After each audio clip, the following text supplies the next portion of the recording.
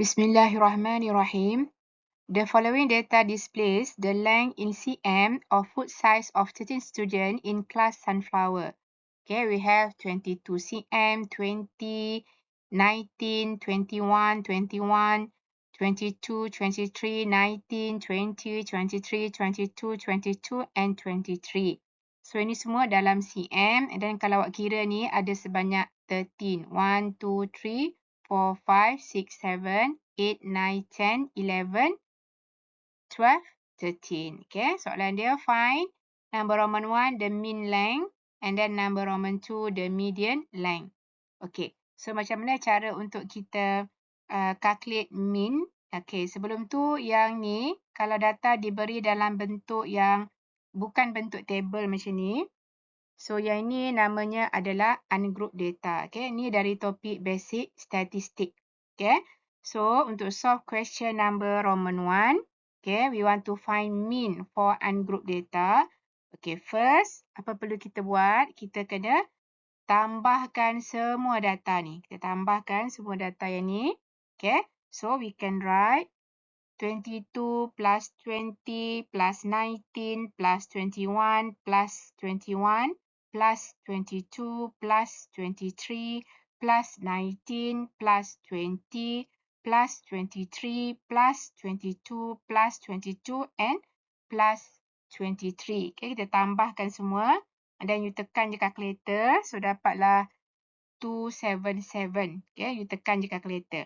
Okay, lepas dah tambahkan semua untuk cari mean. Mean ni kalau bahasa biasa adalah purata. Okay, so lepas dah tambah semua, apa perlu kita buat? Okay, tadi number of data kita ataupun number of student tadi adalah 13. Okay. Okay, so step 2, we divide by number of student. Number of student dalam soalan ni adalah 13. So, tadi kita ada total semua 277. So, mean equals to total semua 277 divided by number of student 13. You tekan je calculator, dapatlah 21.31. Okay, oleh sebab tadi dalam cm, so kita letaklah cm kat sini. Okay, dapat? So, mean formulanya, mean untuk ungrouped data, formulanya adalah totalkan semua, bahagikan dengan number of sample, okay, ataupun number of data. Okay. Okay, itu yang question number Roman 1. Okay, next kita tengok question number Roman 2. Find the median length. Okay, median ni kalau bahasa biasa adalah tengah-tengah. Okay. So, untuk dapatkan nilai yang tengah-tengah ataupun median, first kita kena rearrange dulu. Okay. Based on ascending order. Kita kena susun semula mengikut susunan menaik. Okay. So, data yang ni kita susun semula secara menaik. Okay. So, start dari paling kecil adalah 19. Lepas tu 19 lagi. Okay. Lepas tu 20. Okay. And then 20 lagi. Okay. And then 21. 21 lagi. And then 22. 22. 22. 22. Ada 4 kali 22. Okay. And then 23. 23, 23. Ada 3 kali 23. Okay, kita susun secara ascending order. Okay.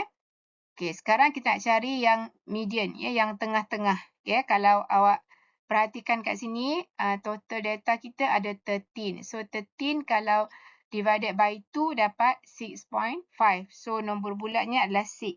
Okay, so belah kiri kita ambil 6. 1, 2, 3, 4, 5, 6. Belah kanan pun kita ambil 6. 1, 2, 3, 4, 5, 6. And then akan ada yang tengah-tengah satu ni.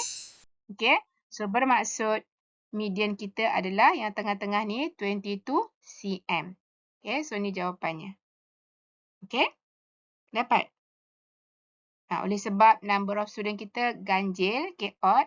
So, kita mula kita bahagi dengan 2. Dapat 6.5. So, ambil nombor bulat 6 tu. Belah kiri 6, belah kanan 6. Dan akan ada tengah-tengah satu ni. So, yang tengah-tengah ni lah adalah median. Okay.